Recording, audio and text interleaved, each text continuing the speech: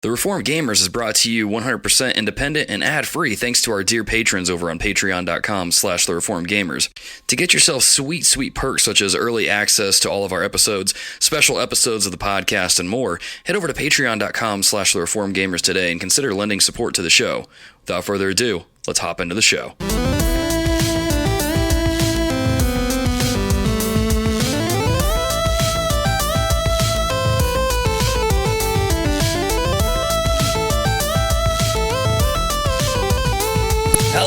Welcome, dear listeners, to episode 148 of The Reformed Gamers, the show all about theology, video games, and for the first time ever in 148 episodes, we finally have our wives on the show.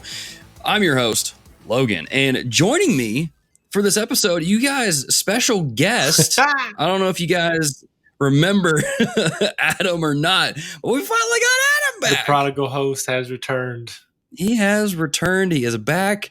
I don't know what he's wearing, so I don't know if he's like back in black or back in red. I don't know what he's rocking, but he's back on the show. I came in sackcloth and I was welcomed with open arms. Yep. He gave me a podcast ring. Yep. He gave me a new cloak. Yep. And it feels good to be back. Yep. Welcomed back with open arms. Yep. We roasted the fattened Yoshi for. Oh, there you go. Yeah, there you go. Got him. Getting a little too crazy all over the place.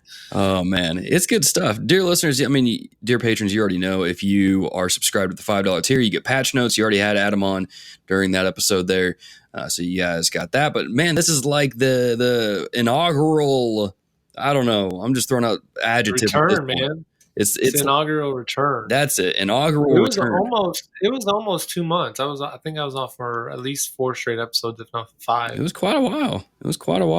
I don't remember when it was exactly. Do I need to give the dear listeners, I know again the patrons know, but should I give them a quick minute update on kind of what life? Yeah, man, give everybody an update. I'm sure everybody's like, man, where's Adam been at? What's he been up to? Let's get it. I was mad at Logan. Wait, what? Dude, you said we weren't going to talk about this. Yeah. I'm kidding. What happens in the pre-show stays in the pre-show. No, life has been crazy. So a lot of you knew I accepted a job in upstate New York. I'm a missions and ministry pastor. And so we've, in the last 2 months, been transitioning. We've loaded up. We're no longer at Cedarville, which was a great 4-year run. But God's brought us up to upstate New York. We're in Queensbury. So if anyone's up in New York and that general in the Northeast, holler at me. Maybe we'll try to meet up or something. But yeah, so we bought a house. And so it took us a while to get settled with that. Lived out of a hotel for a week. And we finally got moved in and got settled. Had a lot of family in and out. Ministries kind of, it's a lot of learning, a lot of listening, a lot of just trying to gather as much info. Some things are starting to take root. We're starting to get some things moving. That Satan brings a lot of lies at you every day in ministry, but especially I found those first couple weeks of, what are you doing here? You don't know what you're doing. You don't have the skills. You haven't got the training, all these things. But God has been gracious and put people in my life to encourage me. And so, yeah, we're excited. Our church family is great. The people have been welcoming. It's going to be a great place for our family to continue to grow and to get to serve. It was kind of a change. I know a lot of you probably, as you've heard some of our story, we thought we were going to land back overseas long term, but God kind of directed us a different direction. And so we want to be obedient. And so here we are in New York and excited to see what God's going to do here. But yeah, it's been a wild 2 months. Yeah, man. Ren's doing great. Hannah's doing great. We're further from family, but, they've been encouraging in the whole process. So we're even further from Logan in Texas. I asked if the church could be a little bit farther north, and they said no. And I said, okay, well, I'll take the Northeast. No, I'm kidding. Like, hey, guys, can you just pick your church up and move it to where I want it to be at? We need it to be a little bit further away from Logan. We're still a little too close. No, I'm kidding. I love being near Logan. Logan and I lived together, and it was a good time. There were some days it was a little awkward, though. We can get into some more of that later. But yeah. That's life. It was like I tell a lot of people, man, you want some good prep. like live with another guy around your age, get out of the college, because college isn't really real life. Get because in grad school, you're working full time. You're going to school full time. You got a lot of things going on. And so when you got a roommate, it's like, all right, who's doing these dishes? All right, who's cleaning? Who dirtied the bathroom? Like, who's picking up? It's all those little things. Like, it's great prep for marriage. It's like it's that not episode. Marriage, but it's good prep. Right. It's not marriage, but it's like that episode of The Office where Jim and Daryl are living together, and he's like, "You gonna wash the dishes, or are you gonna let them soak?" Yeah. Seriously, that's conversations. Hannah and I have had the soaking conversation. Oh man, it's like, Hannah, why don't you just watch it? Why don't you just wash the dish? She'll say it's soaking. It's got to soak, man. I'm like, it's been soaking for 2 days, but that's funny. That's how you get the bacteria out. Yeah. Oh man. Hey, we got dishes soaking right now. Oh snap! Knock on wood. It's called compromise. Knock on wood. Well, dear listeners, like I said, it's going to be awesome having Adam back. And plus, for this episode here, if you guys couldn't tell by the intro and the title and all that other fun stuff, we're having our wives on the show a little bit later on to talk about random assortment of things. Well, there's questions in our show notes, and I've forgotten what they are because I have short-term memory. But we're going to have them on a little bit later, so you guys get to hear from them what it's like to put up with us. Hopefully it's good, but we'll see how it goes. We'll see if we wind up regretting this. Hopefully not. I'm just kidding. Yeah. But Hannah's a loose cannon. You don't know what she's going to say. She may come on here and just let loose. And just go after 4 years of good, but also some frustration. So we'll see what happens. Just leave the podcast in a smoldering ruin. Oh, man. But yeah, real quick, dear listeners, a little bit of housekeeping. Let me just say this. If you're not subscribed to us on YouTube, you're missing out on a ton of content, okay? You're missing out on me freaking out, losing, and failing at Mario Maker levels. Some of them have been submitted to us from people in the community. You're missing out on our new Super Metroid series. You're missing out on our first look at Marvel Ultimate Alliance 3. Go over to youtube.com/thereformedgamers, hit the subscribe button, hit the bell icon so you're actually notified of when we upload videos, and then enjoy. All right? There's some funny ones on there. Wesley Ray, friend of the show, he's been on the show before, recently actually doing our E3 wrap-up. He sent he sent a level in. I still have yet to beat this level because it is stupid hard. There's hidden blocks all over the place. But anyway, there's that. So you guys can check that out, watch the videos, have all that fun stuff in there. But that's it. If I'm forgetting anything, I'll tweet about it. I don't know. So let's get into the show. As always, like we do on the show, we like to get into a little bit of what we've been playing. Now, Adam, man, you've been gone like a long time. I'm sure you played a lot of stuff, things both in life, things on your PlayStation, things on your Switch. Man, what have you been playing all summer? Man, yeah, I've been trying to play as much as I can, but with the transition, man, it's a new. I don't have as much time as I used to have, man. Well, and especially in the summer. In the summers, I was off in my old job, so I mean, summer was when I was getting into all kinds of game. I've been getting into some games, but I've been specifically looking for shorter games because I'm like, I just can't, I can't commit to a crazy long game right now. So I've been looking at the backlog, not wanting to buy new games because I'm like, until I learn my schedule, So I've been doing more of like a lot of the other dads that listen, late night gaming, during naps, all that stuff. It's not as convenient as it used to be. But I have got some gaming in. Since the last time, again, I recorded in the end of May. I mean, I beat Cuphead. I beat Battlefront 2. It was on sale for like $6. Hold up a minute. You beat Cuphead? One of the hosts of TRG has to, and so first episode back, and he's already razzing me. Okay, Mister. I beat Cuphead. You can continue. And so I beat Cuphead, and I mean it was hard, but I don't. Yeah, I'll stop there. Bloodborne was hard. I don't know how you beat Bloodborne and you beat Dark Souls, and I can't. Those games, it's a different type of, like, the 3D is a different, like, those hard games are just too much. Like, I can learn patterns of these other games, so the 2D is much easier for the really difficult games. But yeah, beat Cuphead. I picked up Battlefront, like I said, I beat that. I didn't really get around to play much of the multiplayer. I think I will in due time, but I'm like, for a 4-hour, 5-hour, maybe single player, I'll spend $6 just to hear the pew-pews. So I enjoyed my few hours with it. It was fun. It was cool. I mean, it's good seeing more Star Wars in my life. Picked up Crash Team Racing, the new one, the nitro fueled. I beat that on normal, so I felt pretty good about it because that game, man, that game was hard. It's hard. There Yeah. were multiple levels. Now I didn't do the relics and all that other stuff. I mainly just kind of beat the race, beat the boss.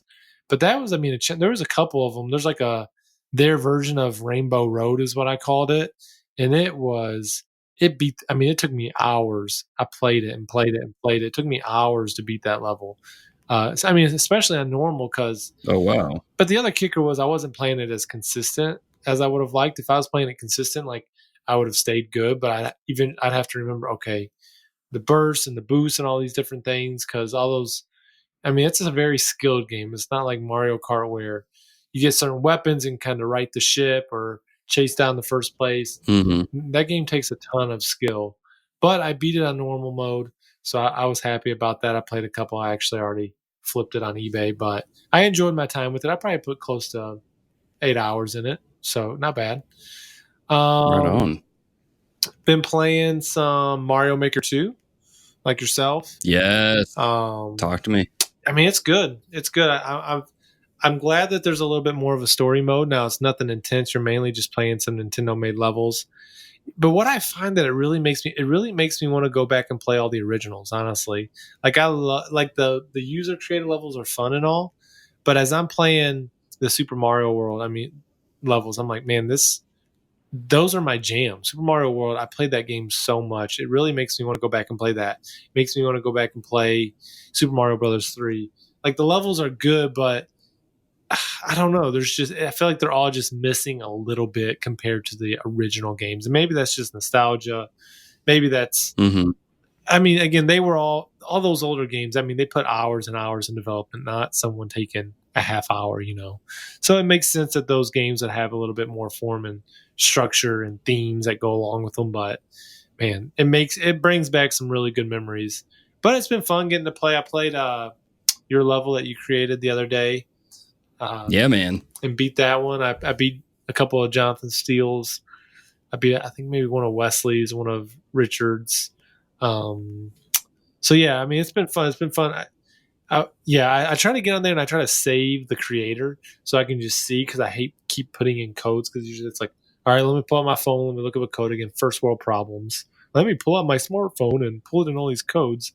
But again, I'm a lazy gamer. I'm a dad. I just got a minivan. I'm lazy. Okay.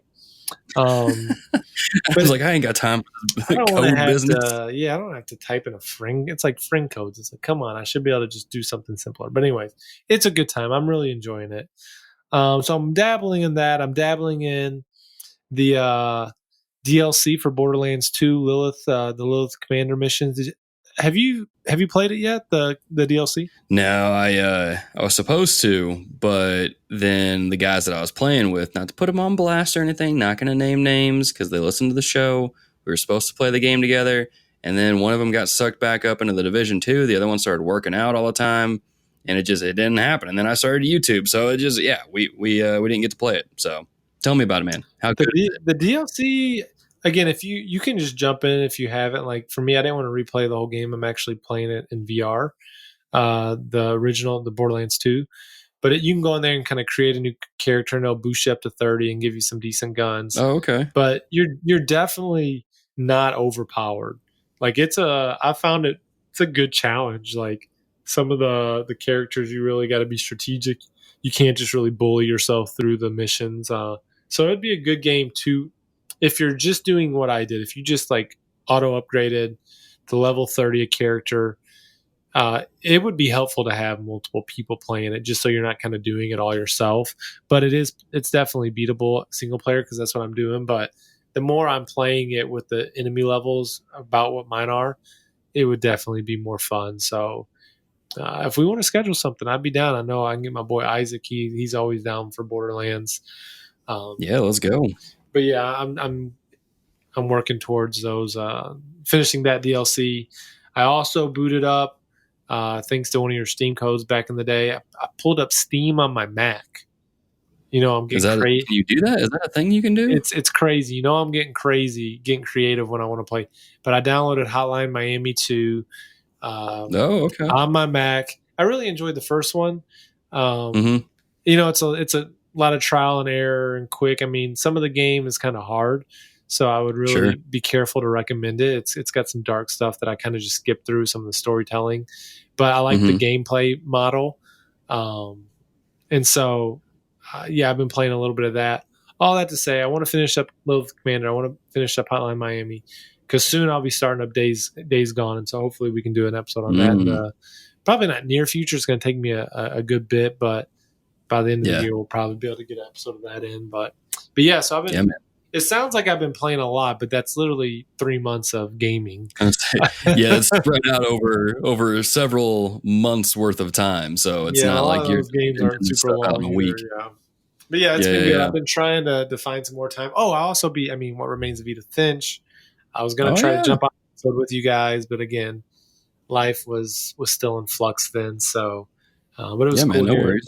Said, get to jump on. You can just make it up to Ched by hooking him up with some Bluebell. So I'm not around Ched anymore, man. Ched's down in Ohio. I'm just saying, road trip, hook him up, make it happen. I should be there in hopefully January. That's the plan. But anyways, I digress. There you go. Load up on some Bluebell. Anyway, dear listeners, if you don't know what I'm talking about when it comes to Bluebell, go listen to the What Remains of Edith Finch episode. Even if you haven't played the game, don't care. Go listen to it so you can get in on the joke and join in on the laughs. But as far as what I've been playing, I've also been playing some Super Mario Maker 2. Dear listeners, in case you missed the first part of the episode where I talked about me doing levels on YouTube, go check it out. Did a few on there. Been playing some different levels. And man, I tell you what, Super Mario Maker 2 is so good that I might make it my game of the year, but I'm not going to do that because people are probably already being like, oh my gosh, Logan, you've already had 3 this year. But this game, dude, it's good. I didn't get to play the first one on the Wii U. And so playing this one is just on the Switch with the portability aspect of it and just the constant stream of levels. Man, it's crazy the level of creativity some people have with this game. There's some levels that are really brilliant and just really well designed. And then there's some that are just completely chaotic and crazy and just, I don't know why they exist. Dear listeners, if you saw it on Twitter, you can probably see that level where it's the first level of Mario, but with the fire bars and stuff. Insane. I don't know why it exists, but I like the game. I like all the content and stuff. You guys have seen it on Twitter. If you follow us at TRG Podcast, been sharing some different levels, some different videos of me playing the different levels. And so you guys can check those out there. I love them. You guys can play a level that I made. I'll put it in the show notes if I remember to do that. And then try that out, see what you think. It's just, it's crazy, man. There's some cool stuff in that game that I love. And like what you brought up with the story mode, yeah, it's not anything to write home about necessarily, but man, it's cool how those levels teach you different things about the game and gives you ideas of what you can incorporate in your own levels even. And it's cool, man. This is a game I will see me playing probably through to the end of the year, if not even longer. It's a game with that long of legs. It's really, really cool. I really, really enjoy it. Well, you can just jump in for, a couple minutes at a time. Again, all right, I need my Mario fix. You can jump on, jump off. You don't have to, it's not like, oh, I don't feel like I accomplished anything if I only played for 10, 15 minutes. No, you're getting some stuff done. You're having a good time. With some games you play for 10 minutes, 15 minutes, you're like, why even turn on my system? But with the Switch, you can turn the Switch. You can be in a level from picking up your Switch to playing a level within 15 to 20 seconds if it's already loaded. You know what I'm saying? Yeah. So it's a good pick up and play. Yeah, it's pretty nice, especially when other games, you finish your 5 to 10 minutes of waiting past the loading screen and you're finally in the game. But this one, it's really good, dear listeners. If you have a Switch, like even if you're not a huge fan of Mario, I think it's worth picking up. It's cool. Like I said, some of the stuff that people did in this game, the levels they made, it's mind-blowing stuff. And apparently Arby's made their own little meta world in Mario, or I don't know. It's cool. You guys can go check out their Twitter, but it's pretty cool. Now, keeping it going on the Switch train here, the other game that I started playing, got a pretty good amount of the way into, is Marvel Ultimate Alliance 3. Dear listeners, you can go check out our first look at that on the YouTube channel as well. Really cool game. It's everything I want out of third entry in the series, essentially, because I loved Ultimate Alliance 1, Ultimate Alliance 2, loved them both, and then this one just continues that further. I will say that my only major gripe with the game, or I guess two major gripes with the game, is the camera is a pain in the rear, especially when you're doing co-op. There's points where the camera will get stuck in a certain spot and you can't see your characters anymore. The camera needs some work. And then, of course, the voice actors are hit or miss depending on the character. I personally don't like the person who's voicing Nick Fury because it seems like they're trying really hard to sound like Samuel L. Jackson. And sometimes they nail it, but most of the time I don't think it sounds very good. And you have other heroes that just sound kind of, depending on who it is.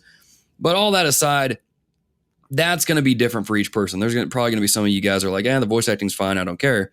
And there's going to be other people that are going to be like me. It's like, but that doesn't take away from the experience. That doesn't take away from the game. It's cool, dear listeners. I really, really dig this game. Again, if you want to go see what the game looks like in action, if you want to see my reactions to fighting Venom, go to the YouTube channel and check. Yeah, you've sold me on it. A lot of other people have kind of sold me. I don't know. It's a game that I would love to have. Like, I got one of my nephews and some nieces coming in town. Like, that's a game that I could pick up and play with them. Like, give them all a Joy-Con and just let them mash buttons. It doesn't take a ton of. I mean, especially if you're playing on the friendly, it doesn't take a ton of skill. I wouldn't guess. No, it doesn't. And so I'm like, man, so maybe if I can find it Redbox, or I'll figure out some finagling way of maybe picking it up. But yeah, it's you guys have definitely. It was a game I was not interested in at all, but a ton of people are talking about it, so it's on my radar at least, which for a long time it wasn't. Yep, it's a good time to be a Switch owner. We got some great games, man. Super Mario. You got Fire Emblem coming out in a couple days. You got Marvel Ultimate Alliance. It's a good time to own a Switch. You know what I'm saying? Plus, Nintendo will fix your Joy-Con drift for free. I know we don't really do news a whole lot in this episode or on the show anymore, but hey, there it is. If you got drift issues with your Joy-Cons, call up Nintendo. They'll do them for free now. So great time to be a Switch owner. But switching over to the last game that I played, I jumped back into Days Gone, which is a game that I had a lot of issues with when it first came out several episodes ago. One of those issues being the language and things like that. And I would love to say that it gets better, like it lightens up as the game goes on, but it doesn't. It stays pretty bad. And it's one of those things where, I don't know, maybe I'm just immune to it or desensitized to it. I think at this point, it's one of those things where I don't know. I don't really know how to reconcile it, but the reason why I got back into it was because one of my friends got the platinum trophy for it. And I was like, maybe I'll give the game another shot and see if the language gets any better and if the gameplay improves too. And the language, like I said, stays about the same. But what's interesting is that the gameplay, the more you play, the more you unlock stuff, the better the game gets. So the gameplay has gotten really, really good at where I'm at in the game.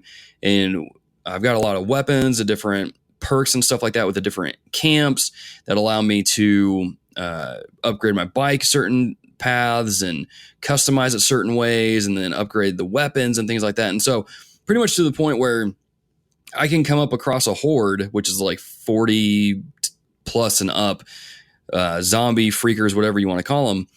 And yeah, they're not a problem because my character is pretty much souped up and can handle them pretty easily enough, provided I go in with the right equipment.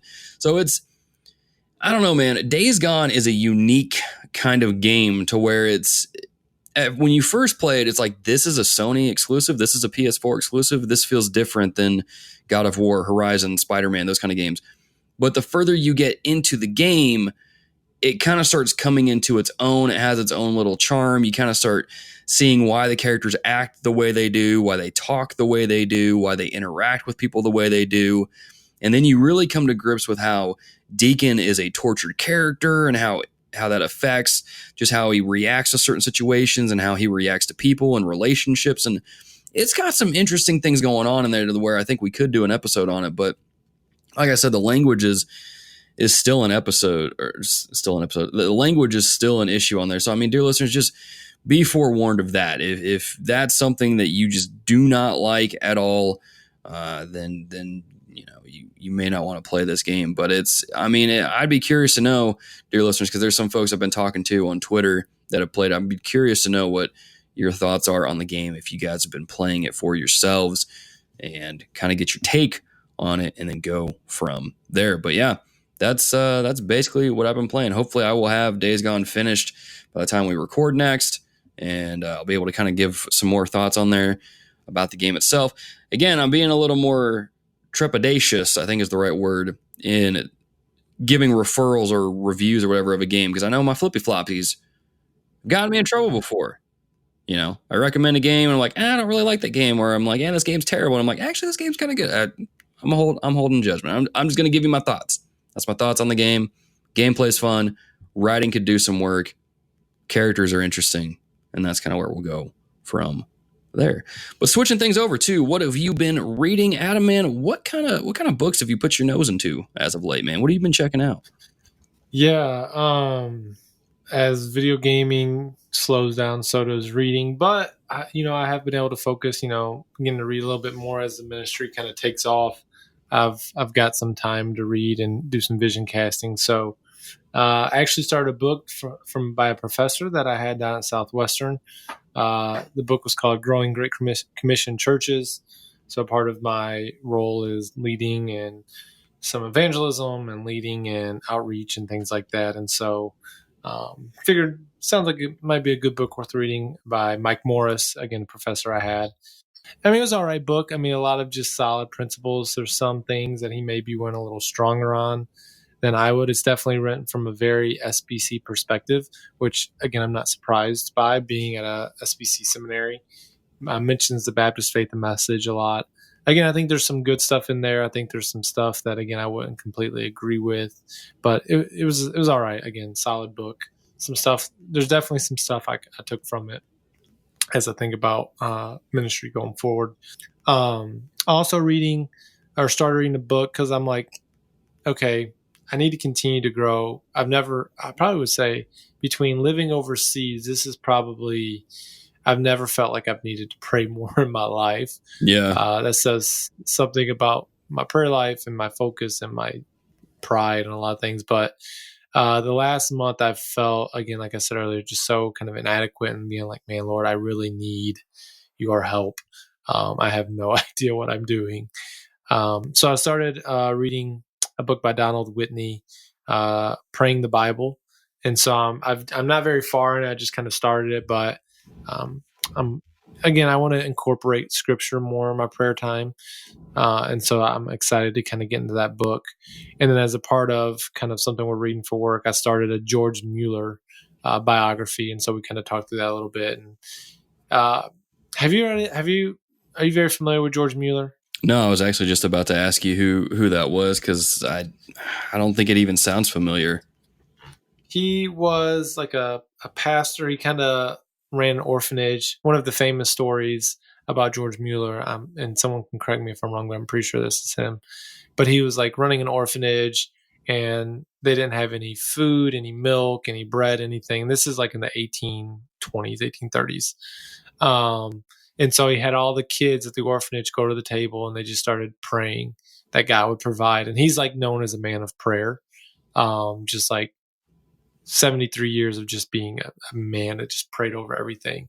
And so as the kids were praying, there was actually a buggy that like broke down outside the orphanage that was full of bread and milk.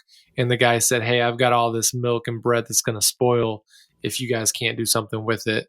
And so they gave all of this milk and bread to all of these kids at this orphanage. And it was just one of those crazy testimonies of how God provided.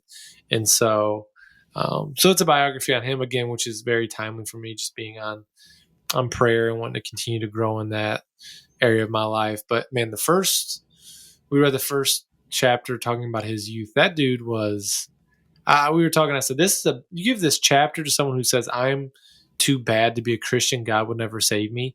Give them the first chapter of George Mueller's biography, because the dude, the things that he says, it talks about his mom died and he didn't even feel sad about it. I'm like, dang, homie. Wow. Like, I know some people have broken relationships with their parents, and but his wasn't from that. He just was so engulfed by his sin. He didn't care about anyone else. Talked about stealing money from his dad.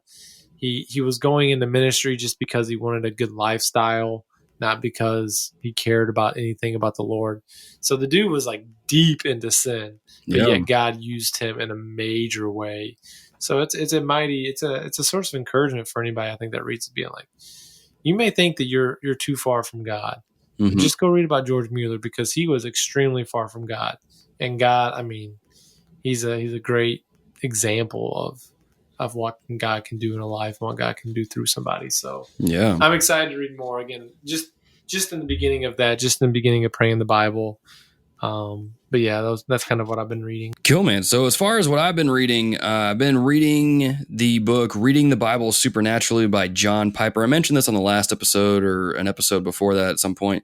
Didn't get too far into it, so I couldn't really talk about it. But now I'm a little bit further into the book and I can talk about it a little bit more. And the main reason why I've been wanting to read this book is because, well, one, it's John Piper. You know, as much kind of jokes I throw at John Piper about hating on video games and stuff, I do actually respect the guy. I've learned a lot from him. And I've never actually read a book by him that I can remember. So I wanted to read this book. I wanted to learn if there's a way to read the Bible better, or if I'm going about it the wrong way, depending on the book and things like that. Because, I mean, dear listeners, you know, you go through seminary and you learn how to study it pretty in depth, but it's like, do you know how to really read it personally in your own spare time? Yeah. So I've been reading through that, trying to get some ideas, trying to just kind of refresh that stuff, get a new grasp on it if possible. And he was talking about how, you know, the Bible is a supernatural book, and we can't approach the book in the same way that we do another book. You know, you don't approach the Bible the same way you do the Lord of the Rings or anything like that. You don't approach the Bible the same way you do a history book or your math book or anything like that. This is completely different. This is a supernatural book, and this is a book that God has used to communicate to his people. And so he drives that point home, and it kind of got me thinking a little bit. I'm like, man, you know, when you really stop and think about it, God chose to use a book, a printed book with words and pages and all that stuff to communicate to us. So, man, that means that this thing is really important then if that's how he's chosen to communicate with us. And so you kind of have to approach it with that mindset of being more reverent, being more, I don't know what the word is, but I guess we'll just stick with reverent. And so he was laying out just the different ways that the book is supernatural and how it affirms different kinds of things about who God is and who Jesus is and how that all works together. And he quotes, or he's talking about how Jesus is affirming who he is as part of the Trinity in Mark chapter 2, verses 5-7, where it says, "And when Jesus saw their faith, he said to the paralytic, 'Son, your sins are forgiven.' Now, some of the scribes were sitting there questioning in their hearts, 'Why does this man speak like that? He is blaspheming. Who can forgive sins but God alone?'" And I tweeted this out, and I said, you know, yeah, it would be blasphemy if Jesus were not God for him to declare someone's sins forgiven. But since he is, in fact, God, this is a remarkable revelation as to who Christ is. Jesus Christ is more than a mere human. He is God, you know? And so it just, thinking on that verse and just kind of reminiscing over this conversation I had with a Jehovah's Witness a few weeks ago, where, come to find out, and dear listeners, if you don't know this, and you know, this is be good information for you, Jehovah's Witnesses don't believe Jesus is God. They believe he's just a created being and that him and Satan are brothers. And hearing someone actually say this, I'm like, well, now wait a minute. One, that means Jesus' sacrifice on the cross didn't do anything then if he's just a created being. And second of all, John 1:1-14 lays it out clear that in the beginning the Word was God, the Word was with God. And then in verse 14 it reveals that the Word wrapped himself in flesh and dwelt among us. It's talking about Jesus. So we see in John 1 that Jesus is God in that text. And so to really think about that, to really kind of sit there and meditate on that, that's huge. You know, if you remove the deity of Christ, if you remove who Jesus is as part of the triune Godhead, man, if you take that away, we have no hope. We have no salvation. But you see this revelation, you read this in the Bible, and it's like, whoa. So I don't know, man. It just connecting all the dots from the past few weeks to now with this, and then John 1, it just kind of blew my mind and brought me back to that moment of realizing, oh man, without Christ, we have no hope. We have no salvation. We have no reason to rejoice. But because of God being rich in mercy and love through Jesus, died on the cross for our sins, allowed us to have a way out from our sin, pay our debts, just all these things. Dude, it's cool stuff. All that to say, the gospel's good. Repent and believe in it. If you aren't already, just get after it. It's good stuff. So if that is... Yeah, I actually... No, sorry. Go ahead. No, I was going to say, I actually walked through with a student. Kid had never opened the Bible. He never studied the Bible before. Dad was a believer. He was just wanting to explore and study. We opened up John 1 and went 1 through, I think, 18. So we went a couple more verses. But you could see his mind just being blown by what Christ said and hitting all these points. And so you're right. It's great stuff. And the kid actually, at that point, he was close to accepting, but he wasn't there quite yet. And then that following Sunday, less than a week ago, this last Sunday, he accepted Christ. So it's crazy. There you go. It's crazy, exciting stuff. PTL, man. Good stuff, man. Dear listeners, hope all that's an encouragement to y'all. We're going to take a short break. We're going to get our wives in here, get them on the microphones, get them adjusted with some headset stuff. And then when we come back, we're gonna talk to our wives, and they're gonna tell us everything, the good and the bad, about being a wife of a podcast host. So stay tuned.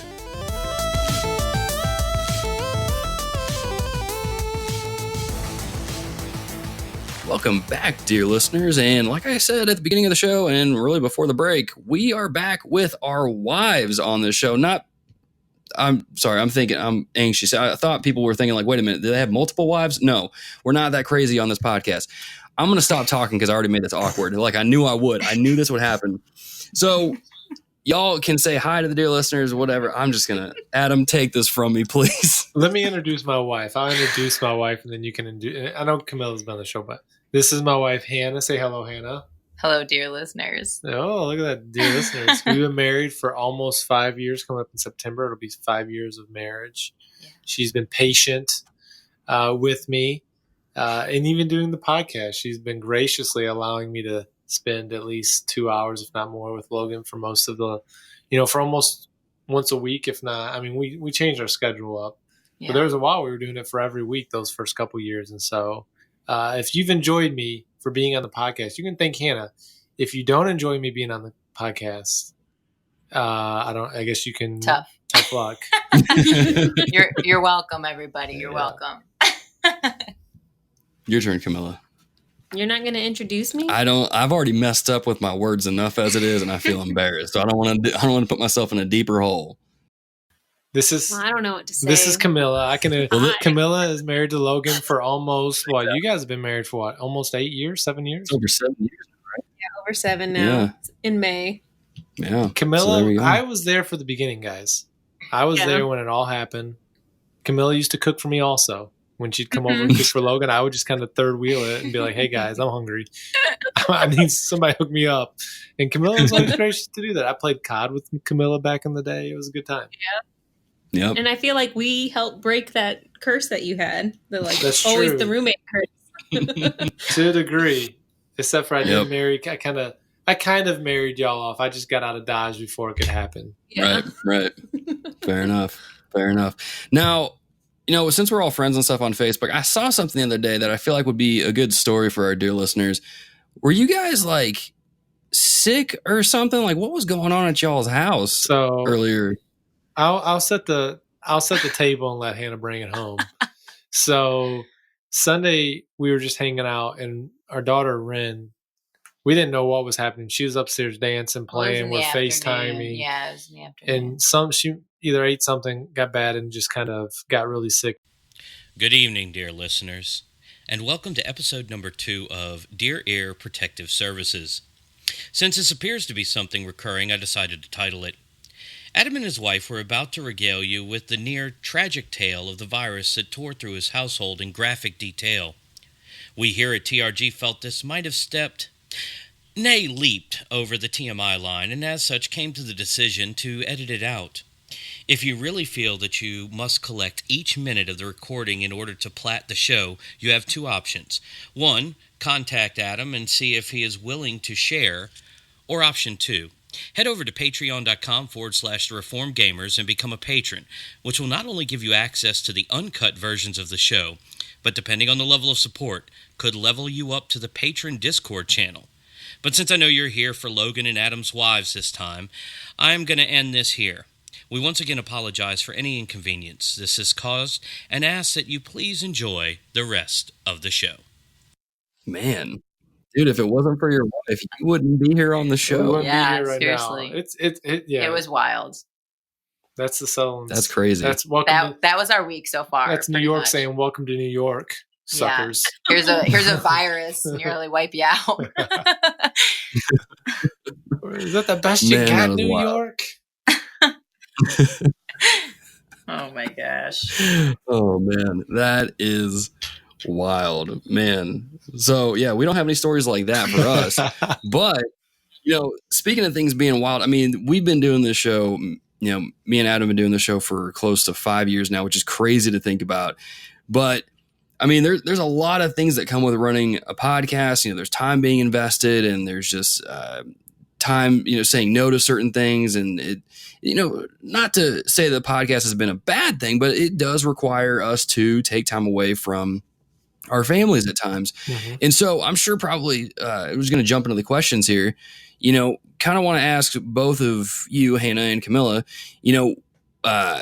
what is it like being a wife to us, the hosts of TRG? Do you guys have any stories? Do you guys have any? I guess this is probably a dangerous thing to ask because you guys could really do a tell-all thing, really like, I hate the podcast, but I've coached Hannah what has to it be been like? gracious.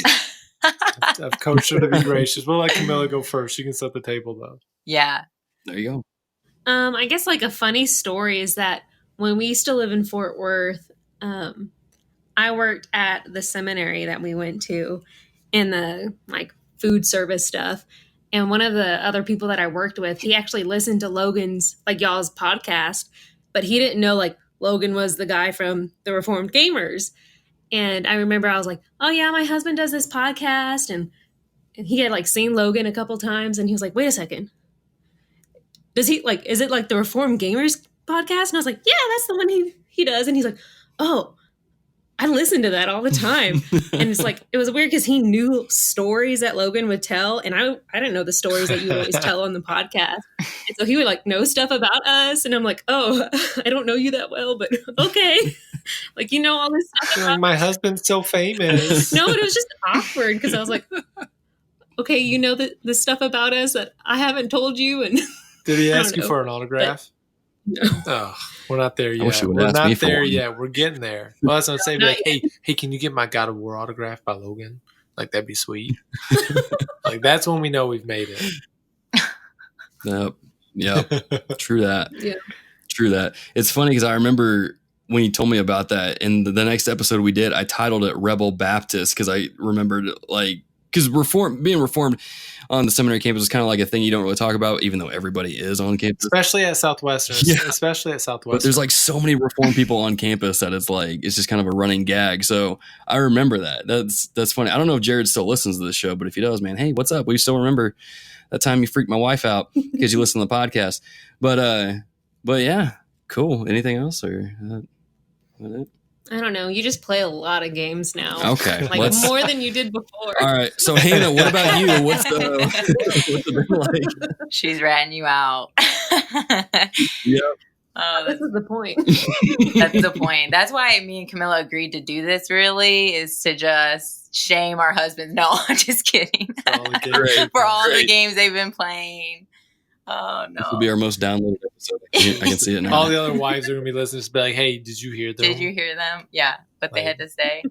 Take it easy. Oh, that's funny. No, I do give Adam a hard time about this sometimes. It's funny. I mean, it's all in love, but I do tease him a lot. And in some ways, too, like when we were at Cedarville, I would bring it up, I feel like, to a lot of our kids in the dorm, like kind of as a joke, like, oh, do you know Adam does a pod, just to like tease Adam about it. But like a bunch of the students then went and listened to it and like loved it. And I was like, oh man, like it was supposed to be a joke, guys, but they actually follow now. So it's great. But seriously, I mean, it's been good. I think for Adam, I know he loves doing it. I teased him earlier when we were talking about this, but I was like, if you keep doing it, that's fine. I'm okay with it. If you don't, I'd be fine with that too. I'd fully support you. It'd be okay.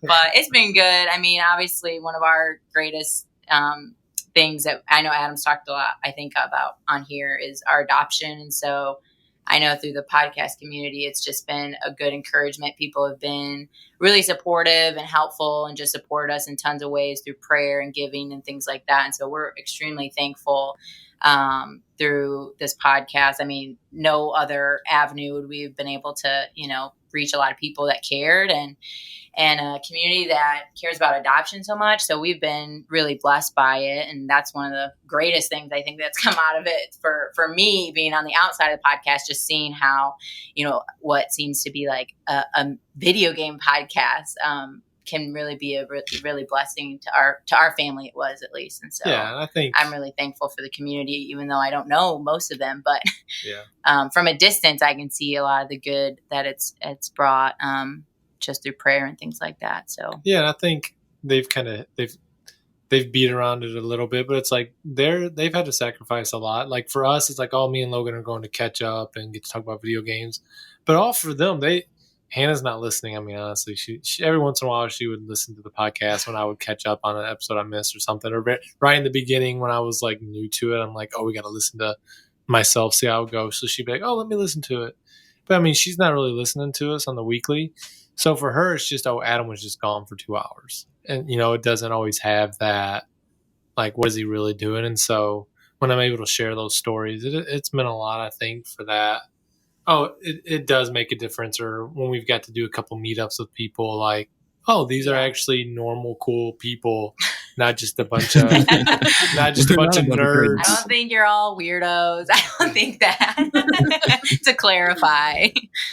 So yeah, that's funny. Right on. Yeah, we appreciate y'all allowing us to do this. Not in the sense that like we have to like get permission from you guys to do everything, but it's just like it is a gracious thing where you guys extend that grace to us and allow us to enjoy our hobbies and be able to put this kind of content out for other people to enjoy. And I would think it would be something that doesn't go unnoticed. I think a lot of our listeners are grateful for that, and they're mindful of that. I mean, that's kind of the cool thing I've noticed with our community is that like when we need to take time off for family or something like that, they've always been like, yeah, you go handle that, whatever.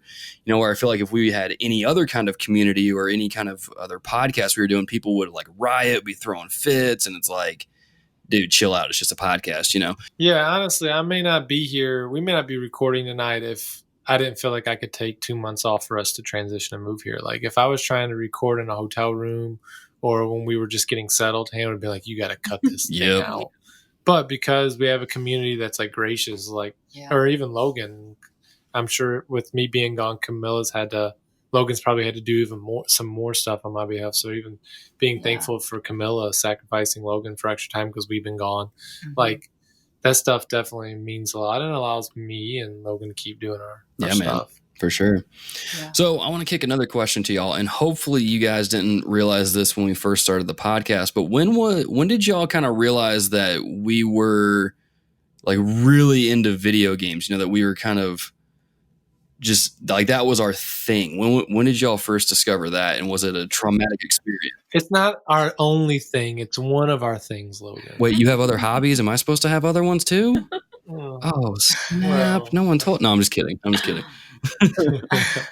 I guess Hannah, you can go first this time. I think, that's all right. I think I knew Adam liked video games when we dated. We date. I believe Adam's talked about probably some of the stuff on the podcast, but we dated long distance, for all of our dating relationship, essentially, 95% of it. So I knew he played video games and stuff when he was overseas. He would get off sometimes off of FaceTime or something to play with some guys there. But we weren't really around each other for most of our dating. So not until we really got married, probably the first year of marriage, when we moved into our apartment and everything and got settled, I realized like every night he would prefer to play video games if possible. I mean, we didn't do that every night. We would watch different shows and things like that. But I think that's when I was like, why do you like video games so much? Like, my goodness, wouldn't you rather like watch something? He's like, this is basically like TV for me. And I'm like, what? This is not the same as TV. He's like, this is my, source of entertainment. I'm like, okay. So the first year there was probably a lot more butting heads than there is now. And some of that too is you probably don't play quite as much as maybe when we were married without kids and things like that. The first few years. She understands a lot more. I think we've talked about it and beat that horse dead 5 or 6 times. Yeah, it was like not like an argument, but a continual conversation. Why can't you just turn it off? Hannah, I'm in the middle of a match. Can't you just pause? Like, I don't understand. She's like every mom. She's like every mom that doesn't understand video games. Yeah, that's except for she was 21 at the time, and she's like, "Why can't you just turn it off?" I'm like, "Yeah, Hannah, just give me a minute, please." I'm like, I'm really like a 50-year-old, 50-year-old mother who doesn't understand the 13-year-old that's gaming. Dinner's ready. Come and get it. I'm like, give me a minute. And you're like, there's a timer. Yeah. I'm like, just stop. Can't you just stop any time? No, but it's got, I think I understand maybe a little bit more, but yeah, it really was the first year I was like, wait, what is happening? I fooled her, guys. I fooled her. Day long distance. They have no idea. Yeah. At that point, she was committed. Adam's recommendation, everyone, is just date your girlfriend's long distance. She was covenanted with God before she could figure out my real love of video games. Get married soon after you get, in the same vicinity, and then they're tied in for life. So great. That's awesome. Camilla, what about you? Well, I knew when we were dating, like, especially, I don't know, I was a very casual gamer. Growing up, like Mario every once in a while, or like FIFA with my cousins. But when we started dating and you lived with Adam, I remember like coming over or hearing about like you, Adam, and like Rob and Melinda playing zombies. And I would come over and we'd like play Halo together or something. And you teach me how to like actually move with 2 sticks and how not to stare at the ceiling or run around in a circle. Yeah, and then you just started killing me, and I just kept losing. I'm like, we're done with this game. Let's move on to something else. But yeah, I don't know if I knew like the extent of how much you enjoyed it, but I knew that you like enjoyed it quite a bit, and like you would play with your friends. But I don't know. I think there was like some things that I had to learn too, like Hannah, like kind of like a learning curve of you can't just like stop playing because you want to. Yeah. It's like, trust me, I really want to quit, but I can't right now or I lose everything. Like, I can't abandon my team. I've got the flag. If I leave, we lose. I lose all my XP. And they're like, what the heck is XP? Wouldn't you rather lose your GF instead of XP? I was like, enjoy your cold dinner. But yeah. And plus, I think like it kind of helped too with you, like, because I remember when me and you were dating, we went to a midnight release for some Halo game. Oh yeah. And I think that was when you were like, "Oh crap, this is the world that he's in." Like, that was so weird. I was like, "You're gonna go pick up the game at midnight, and there's gonna be a lot of other people there, and it's a big event. Like, what is this?" It's the Super Bowl for games. I haven't got Hannah to do that yet. You won't get me to do that either. I would say, you're a good woman. They were I haven't done in love. I'm too old at this point for those things. And then I stood in line for Black Friday with you. Oh, to get the last PS4. Yeah, for that was awesome. 3 hours. That was awesome. And it was cold. That was awesome. And I thought we were going to get bugged because you got the last one. Yeah, we probably would have. It was in a pretty bad part of the town. Anyway, but yeah, well, cool. Now, I'm sure some of our dear listeners know, I mean, because Camilla, you kind of talked about this a little bit, how you played video games casual a little bit with FIFA and Halo and those kind of things, Mario. But Hannah, like, did you ever play games growing up, or did you have anything, or is gaming like a whole new thing to you that you're just now kind of getting into? No, we So in my house, I had some friends that had systems. I remember playing with them it was all like Mario Party games. I remember playing at my friend's house, but at our house, we had a PS2. And so my brother, I think it was kind of my brother's system. Like I played with him a lot on it, but it was just me and him. And so, but we played a bit. I wouldn't even, like my brother, I wouldn't even consider like a big gamer. He kind of got into it because I think, if I remember right, my brother was really into like when the first like Tobey Maguire Spider-Man movies came out. I think those were the first games he bought on the PS2 was like the Spider-Man video games. And then like he was into Lord of the Rings. Like he got all the movie games that you could kind of play through. And so he bought the Lord of the Rings games and played those. So we had a couple like just fun games that we played together. But I remember him playing through those kind of story games. And I'm pretty sure that's why he wanted a PS2 was to play like Lord of the Rings because he was obsessed with the movie. So it was more of a movie obsession than like he really was in love with video games or playing, or anything like that. But what did you play? But that's the question. What I played, I didn't play really the story. I think I probably tinkered around with the Spider-Man game, but I wasn't really into that one.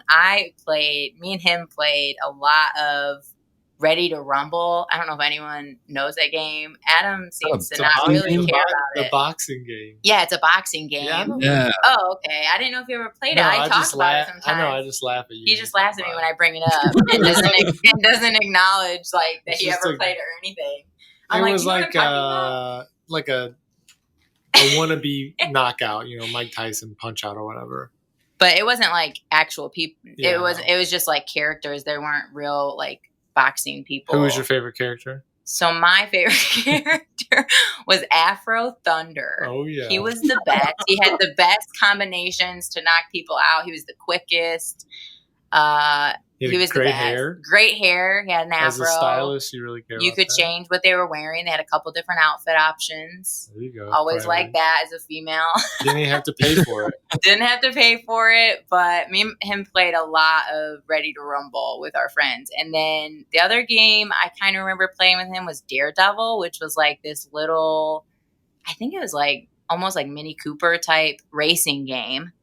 And you could race other people or you could just like be like playing solo and do these different.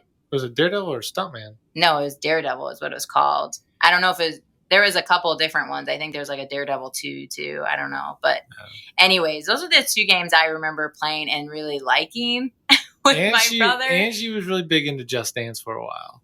Oh yeah. Well, later in life when I was like, it was probably when I was in high school is when like the Wii came out and all my friends had the Wii. We got the Wii and we played Just Dance a lot. We did like the normal Wii like sports games too. I played a lot of bowling and tennis. She was a pretty good bowler. I was a good bowler, guys. But yeah, we had Just Dance and I remember like in high school that was huge. All my friends came over and we would have like Just Dance parties and tournaments and that would be like our cardio. Like we'd be sweating. We took it very seriously. Like we'd be going for hours playing Just Dance. It was wild. Right on, man. That's Just Dance. I mean, it's funny that you guys bring that up and people take it seriously because I think some of our students take it pretty seriously too. And it's just like, I never knew that people got that into it. Like I knew it was a thing, but I didn't know people got it. And then you do the big group one. Oh, yeah. I don't think the first ones, I don't know if they had group ones. They just had like, the one-on-one person type of one. But now I know they have Just Dance, I don't know, like 3-4 or something now. But I bet that they have increased the volume of people that can play. But the original Wii one, I think it was like you could do it by yourself or just two people like versing each other. But I could be wrong. I don't know. But yeah, that was always fun. Our friends, we'd stay up all night and play that at like sleepovers and stuff. It was fun. Right on, man. That's cool. So, with us playing a lot of games for the show, we've played a lot of different kinds of games. And so I'm curious, what is y'all's favorite game that you've kind of been a backseat gamer to? And then what's the worst game that we've played that you've had to unfortunately sit there and experience alongside us? And so, Camilla, let's go with you first. What's your favorite game that you've been a backseat gamer to, that I've played for the show or just for fun, for kicks and giggles? What's been your favorite game? I don't know. I think most recently, though, it's been fun watching you play the Mario Maker ones, like the hard levels. Yeah. Because, I don't know, it's funny to like see your reactions and like hear you struggle with it. And I'm like, let me try it. And then like I'll either go a little bit further than you or I'm like completely or finish awful. It. Yeah. And so, I don't know. It's been fun to watch that because, I don't know, it makes me laugh. It's fun to watch me freak out and be in pain. Yeah, I get it. Yeah. I get it. That's cool. So Hannah, what about you? What's your favorite game that you've kind of been a backseat gamer to what Adam's been playing? Oh, I don't really know either. That's there's not a whole ton that I probably sit and actually like watch him play for, hours, but one that I remember like getting sucked into a little bit because the story was so good was God of War. I remember liking it just because the story was great. There's been some other ones he's played that I feel that way, but I can't really remember. There's a couple other ones that she watched me play some of Edith Finch. It was like she gets interested in those. Yeah. She got sucked in a little bit to The Witness just because of the puzzle aspect, and she kind of liked that. Yeah. I like puzzle games, yeah, but there's a few that She's he kind of definitely got a lot of played. games that she doesn't like that I play. Probably. Yeah, I'm more excited for you to ask that question, Logan. No, let's switch it over and do that. What's been your least favorite game that you've had to unfortunately witness Adam play? well, I don't know the names of some of them, but Yeah, I'll have to give you the name. yeah, I'll just give you the general genre of the game. But I can't stand any games he plays that are like anime. Like Basically, Kingdom Hearts is Kingdom probably Hearts kind of drives me crazy. Persona 5. Well, Kingdom Hearts, I give him a hard time because I'm like, you're playing a Disney game. Like, it's a Disney character game. Like, it seems like only, 10-year-olds should be playing this. But, like, he's like, no, adult people play this. I'm like, I don't understand. It's a children's game. Like, why are you playing this? But then... So, I'm just thinking, I can just imagine Hannah going in there like Adam playing these little baby games. Yeah, there's like the last one you played had like Elsa and Frozen characters in it. And I was like, what is happening? What are you playing? I was so confused. I'm like, let it go, Hannah. Let it go. But yeah, there's some that you played like on your handheld that were anime ones that I really She just drove didn't me like insane. Persona 4 and 5. She was like, I can't believe you're playing again. Guys, I'm just saying, she doesn't like anime, so don't. I don't. But she didn't like anime. I don't like it's not even like the gameplay part. It's probably the cutscenes that drive me insane. Like the drama. It's like a soap opera. I always say it's like so over the top, ridiculous twists and turns and betrayals. And I'm like, this is just too much. I just can't get behind it. So, and he'd play those ones. Like in bed, she didn't like Ni no Kuni. I played that for a while, and she's like, "You can't play this when I'm home." And I'm like, "Oh, so that's pretty much it." There's other games that if they're like really rough or like a ton of language, that gets on my nerves a bit. Like if there's just like, I mean, not that you play a ton of those games, but there's been a few that have just like a ton of profanity, and I'm like, this is ridiculous. I don't want you to play it around me because it just didn't like, gets under my skin. But Heavy Rain, she didn't like. Jason. Oh yeah. She's like, this game was the worst. I'm like, I know, I gotta. I was like, why are you still playing? Did you finish it? No, it had some dark scenes in it too, but it was a weird game. It's kind of dark. Yeah, seemed very purposeless, but you weren't very deep into it when you quit, probably. So that's probably why there wasn't much purpose yet. Oh well. Well, yeah, those are my list. I guess that wasn't one game that I can't stand, but it was a few. Gotcha. Well, I'm a little nervous to hear what my wife thinks because my wife, I think she would be right there with you, Hannah, on the anime games because she hates Persona. I hate Persona. But it's mostly because you have to get the platinum. Like, it would be one thing if you just played it once and you were done. Mm-hmm. But there's that one time you played it like 5 times. And I was just like, I hate this game. Like, give me my husband back. Like, who are you? I remember that. That was a rough season for the podcast. Yeah, it was a dark age for the podcast. Even Adam's like, yeah, I didn't really dig that game I either. hated that game. I still like whenever you're like, ooh, this Persona dancing game's coming in. I'm like, no. So besides Persona, what's another game or series of games or genre or whatever that you were just like, oh my gosh, why are you playing this? Well, I agree with Hannah with like the profanity. Like when there's just like a lot, sometimes it's just like, this is a lot. Like just stop. Like, what's the point of this? Write a better story. Right. Yeah. And then there's those like really bad zombie games. You know what I'm talking about? Like where it's just like, there was one where you're in like a boxing ring and they gave you like a chainsaw. Oh yeah, Dead Rising 2. I hate those. Like, I don't know. There's something about, I don't know. It's just like so gory and yeah. But another one that I think I don't like is what the girlfriend reviews say, like the Christmas lights vomit. You know what I'm talking about? Where it's just like Dead Cells. So much color and craziness going on. I don't even know how you can tell what you're doing, and it just gives me anxiety watching you play it. Like there's those other ones where it's like there's a boss that's like shooting at you and you have to like go around all the little bullets and it's like all over the screen. Like that just gives me so much anxiety looking at it. I just like look at my phone the whole time when you're on playing those games. So basically the majority of what I play is what she's saying she doesn't like. Yeah. More story games. She's like, if you're playing Mario, it's okay. But if it's anything else, I'm out. Just forget it. Just forget it. I like the RPG games. Except Persona. Oh, is that an RPG? Technically. No. Okay, fair enough. All right, so let's not talk about Persona anymore. Let me go to this question then. Are there, kind of get a little more off the topic of the games that we hate, are there any games that you guys like you've played for yourself, maybe we've talked about it on the podcast or we've talked about it in passing and you picked it up for yourself and you've really enjoyed it, or is there any games that you've just kind of gotten into that you just really, really enjoy? Hannah, let's kick it back to you on that one.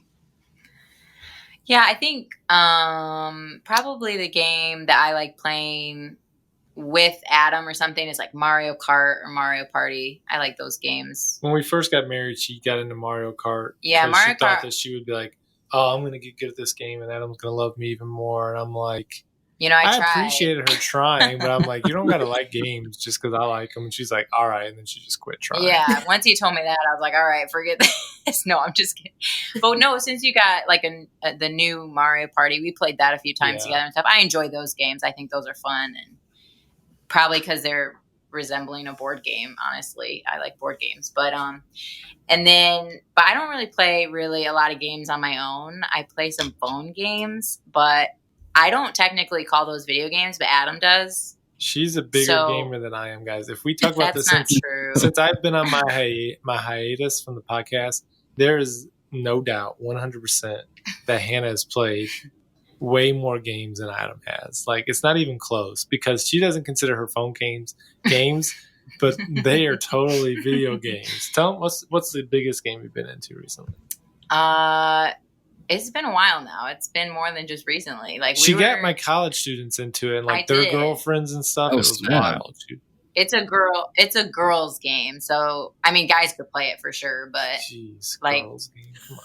Well, I feel 2019. I don't feel like very many guys would enjoy it, but there was one of Tell your the Property males. Brothers that. Well, whatever. But it's a home design makeover like game. And so some guys might be into interior decorating. I don't know, but all the guys in one of our halls, basically all their girlfriends came over one night and I had them all download it and we were all playing at the same time, checking what level they were on, what room they were redoing. But only one guy downloaded it. That's my point. It was a bunch of girls that enjoyed it. But I still play that. Hannah's kind of like that middle school kid where they get a phone game they really like and they get their mom's password and they spend all their money on this app. Gosh. Hannah had all this iTunes. She had this iTunes credit and she's like, don't you have a lot of iTunes credit? Because she had like $60 for like 5 years. Basically the whole time we've been married, we never buy stuff on iTunes. Yeah, I've had it since I was like a teenager. Since I had like the first iPod, and people give you iTunes gift cards, but I don't ever you got some iTunes credit you can use. And so it was like a week later, she's like, I think I might have just had to use some of our. I don't know. I think I'm out of my gift card. She's like, did we get charged on our credit card for something from iTunes? I'm like, yeah, there was like 99 cents. It was like $1, guys. Everyone calm down. She had put like $20 into this app, and I'm like, dang. It was free money. I wasn't going to spend on anything else. Why not spend it on the one iPhone game that I play? Joy in this world. But anyways, I play that. I do play that a lot. I won't deny that. It's usually a mix of. It's like Bejeweled. It's not Bejeweled, plus, but you gotta like. Yeah, it's a. In order to decorate your house. Yeah, you gotta do these a bunch of like mini games. Yeah, mini game things. It's like a match 3 type game, like Candy Crush. Again, it's basically a puzzle game. Yeah, you match colors and different things, and I don't know, get all these bonuses. It's that screen vomit that you're talking about, where it's just color explosion. No, she moves stuff around and the screen's going crazy, and she's like, "Oh my gosh, I've never." Well, no, I'm like, it just did itself. No, I've never played Candy Crush, but I think it's like that. Is my understanding, because people look at me playing it and like, "Oh, it's like Candy Crush." I'm like, I don't know, but. It's kind of like Bejeweled, but isn't that the same as Candy Crush too? As Bejeweled, they're all the same. But anyways, you beat these puzzles and you earn money, and then with your cash you get to buy new furniture and new paint and a new roof and stuff on all these different things. So I like interior design like in real life, and so this is a way for me not to spend our real money and just redesign. Nobody got time for that. all these make believe houses. So it's kind of fun. She's like, I want to go buy this for the house. I'm like, go play your phone. Oh yeah, that is what he says. So that's funny. It's true. I don't know if Adam's ever told you about a game called Animal Crossing, but I think you would love that. Just saying. I've mentioned He's talked about it. Did you say I would like it though? Yeah, it's not on the Switch yet. Oh. Keyword yet. We'll see. We'll see. Nope. You're gonna have to do it. I don't know. I don't know anything about that game, but just by the title, it makes me think of like Frogger. Is it anything like Frogger? It's basically home decorating. You're like creating your little. I thought it was like Stardew. It's kind of like. I mean, it's a little bit of. Why is it called? It's like Stardew Valley. It's kind of like Stardew Valley. I don't know what that is either. Game that I played that you didn't like. Yeah. Oh snap! So I would love it. Yeah, you would love it. Give it a shot. Like more home decorating. I didn't like the farming aspect probably more than anything. She's like, you're farming and gathering stuff? I'm like, yeah, basically. You're just like, it seems pointless. And it's just like, yeah, just leave me alone. Let me harvest my turnips. It's peaceful. Yeah. This is my zen. Get off my back. I'm trying to relax. That's funny. Camilla, what about you? What games have you gotten into, or what are some that you are into? Well, this is like a running joke with us for like my game of the year. Oh, don't. Come on, man. Well, it was like the first game I had ever really played and finished, and it's a Dragon Age Inquisition. Oh my gosh. No joke, dear listeners. Every time we come to the game of the year episode of the show, I'll look at my wife like, what would you pick? And she's like, every year she says Dragon Age Inquisition. I'm like, no, that didn't come out. Game of the generation. Oh man. But it is a funny running joke. So there's that. Yeah, that was like the first game I ever really played and like finished on my own.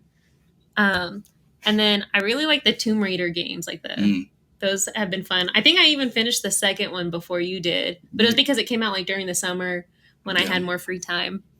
But I don't know. I really like Tomb Raider because I don't know, she's super cool and I don't know, stealthy. I don't know. And she smashes the patriarchy. Yeah, I get it. Okay, sure. I also liked Horizon Zero Dawn. Kind of similar thing. It's a girl that does archery. Oh, yeah. You talked about that on the show before. Oh, yeah, we did. Totally forgot about that. Oh, man. That was a long time ago. That was. Was there anything else? So you got Horizon, you got Tomb Raider, you got Dragon Age Inquisition. And I guess you got me into Stardew because you kept playing it and you kept saying I needed to try it. So I was like, okay, I thought it looked stupid. And so I tried it and I was like, oh, this is kind of fun. I mean, it's still kind of stupid, but. I didn't get to play my PlayStation for an entire week and she took it over. But yeah. And then that's it. Because I could listen to my podcast or listen to a book while I'm playing. So. Yeah. Cool. Cool. Well, we are kind of running out of time, and I don't want to keep y'all. I mean, I don't know what y'all's bedtimes are like, but I want to thank you guys for coming on the show. But we kind of have a running thing here on the show where before we let the people go, before we sign off, we give out some recos, some things for our dear listeners to check out. So, Adam and Hannah, what are some recos that our dear listeners should check out? I'm just going to let Hannah. Hannah's got all kinds of things to recommend, so I'll just let her kind of take lead. Oh, I do? I didn't know I did. No, I do. You can talk about that one if you want. Oh, I kind of talked about it on the patch notes. We've been doing the new City Catechism. There's an app. It's kind of I've kind of mentioned, I think, again, in the patch notes. It's kind of about Tim Keller and his wife. They've kind of put together... Again, I've never been a big catechism guy. Again, that's why we're generally reformed. But we've been kind of going through the questions and memorizing them and the answer and the scriptures that's going with it. So it's been fun doing it together. But there's a pretty good app associated with it. So that's one of my recommendations to check out if you're as generally reformed as I am. Generally reformed. That's us. One of my recommendations was for any other, I guess, listeners' wives, is the Journeywoman podcast. I don't know if anybody's ever heard of it, but the lady that does it, I'm going to blank on her name now, but Hunter Belis, I think is her name. But she's like a military spouse and has a couple little kids at home. But she has just she always has people on her podcast and interviews them and talks about different things. Right now she's doing a series on the church. And so all different aspects of the church she talked about. It's solid. It's really solid. She's talked about like the local church, the universal church, spiritual gifts. She just walked through a bunch of different kind of topics surrounding that and the body of Christ, why it's important. But she's had it, I think, for over a year now or something maybe, but it's great. I really enjoy that. If I ever am listening to a podcast, it's usually Journeywoman, and I really like her. And she has great people on. She has like fantastic guests all the time. She has Jen Wilkin on and people I love. And so I'm always like looking to see who she had on last week. And she does, I think it's weekly too, if I remember right. I could be wrong, but I think it's weekly. She posts new ones. So, she records out of her closet. Out of her closet. I think it's because she has small children. She has to hide from them. So she does it out of her. It's going to be me one day. I'm recording from the bathroom to get away from Ren. Yeah, but it's really good. I've made Adam listen to a few of them with me. And you admit they're good. Solid. They're really solid. It's a good podcast. Yeah. And my last reco, which we've talked about a little bit earlier in the show, I don't know if it was recording or not, but we talked about Seinfeld. If no one's watched Seinfeld, I know it's such an old show, but Seinfeld's hilarious. I grew up watching it, all the reruns with my dad. I could quote most of the episodes probably because I've watched it too many times, but it's all available on Hulu every season. And me and in the beginning of our marriage, I tried to get Adam to watch it. I was like, have you ever seen Seinfeld? He's like, no, I'm not going to watch that. And I was like, it's so funny. You should just watch it with me. And we watched all these other shows. He wanted to catch me up on the shows he grew up watching. And so we watched a couple series. And then eventually I wore him down and he finally was like, fine, we'll watch Seinfeld. I'm like, yes. I'm a believer, guys. And now he's a believer, guys. I've converted him to a Seinfeld guy. And so this is we've watched it through from beginning to end once. And like not that long ago, he was like, we could watch Seinfeld again. I was like, what? And I told him, I was like, I've never loved you more than when you were like, let's watch Seinfeld through again. I was so proud. So that and when I quit playing Persona. Oh yeah, maybe that too. That's high on the list. But yeah, anyways, those are my random 2 recommendations. Right on. Cool. Well, Camilla, what are some things you want to reco to our dear listeners? I only have one, but I don't know if Logan's talked about this, but I really like to read a lot. And I guess if y'all have the GoodReads app or are on GoodReads, it's a good place to like find recommendations for new books that you like, or keep a list of what you've read, or follow what your friends are reading and take recommendations off of that, and also rate the books. I really enjoy that. That's how I keep track of my reading, and I also set goals each year.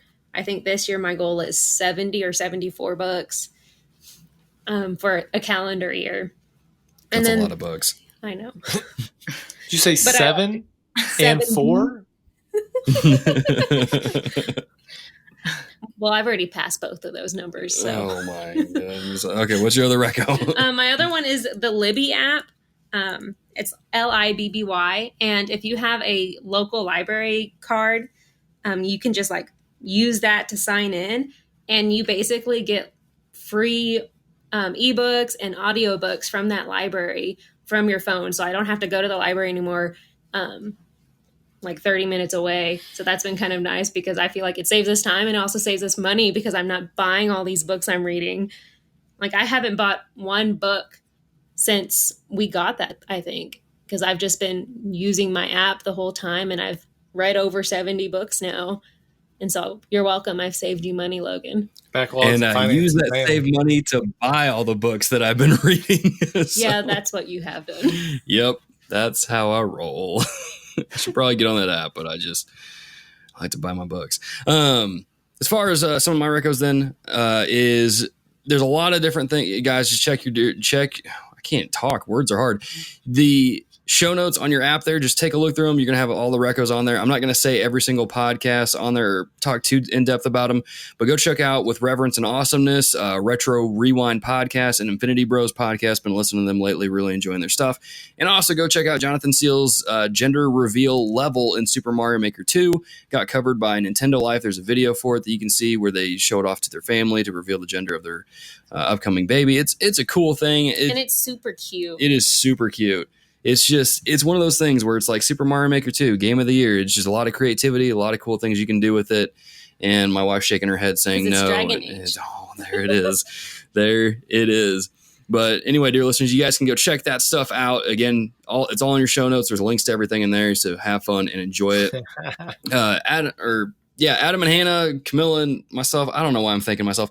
Thank y'all just for being on the show. Adam, we love having you back, man. I'm great. We could get you back on and just do something kind of cool, something a little different. See y'all in 3 months. Don't do that to me. Oh, Adam, don't do that. Dear listeners, if you want to keep Adam on the show, go support us on Patreon at patreon.com/thereformedgamers. Support as low as $1 a month keeps Adam on the show and just keeps the thing running and just go there, check it out, do all that stuff. You can also follow our stuff on youtube.com/thereformedgamers for first looks of Marvel Ultimate Alliance, our Super Metroid series, me failing horribly at Mario Maker levels. You can go check that out at youtube.com/thereformedgamers. You can go to the website, thereformedgamers.com, and you can follow us on Twitter at TRG Podcast. You can like us on Facebook. You can join the Facebook group, and you can follow us on Instagram at The Reformed Gamers for some dank memes and just overall funny images that we upload. But dear listeners, thank you for tuning into this episode of The Reformed Gamers. And until next time, GG and amen. Thank you for listening to The Reformed Gamers, the show all about biblical theology and gaming. The reason the show sounds so good inside your ears is because TRG is edited by David Skinner. You can find extra content on our YouTube channel at youtube.com/thereformedgamers. The Reformed Gamers is entirely fan-supported over at patreon.com/thereformedgamers by our dear patrons. The following people are at the producer level or higher and will forever be thanked and mentioned here at the end of the show, as long as their pledge comes through each month. Those people are Alex Castellanos, David Matthews, Eric Bryant, Gareth Evans, Luke Strain, the Jet Islander Podcast, and Wesley Ray. Thank you for your support over on patreon.com, keeping our controllers charged, and fueling my addictive habit of getting platinum trophies. Until next time, GG and amen.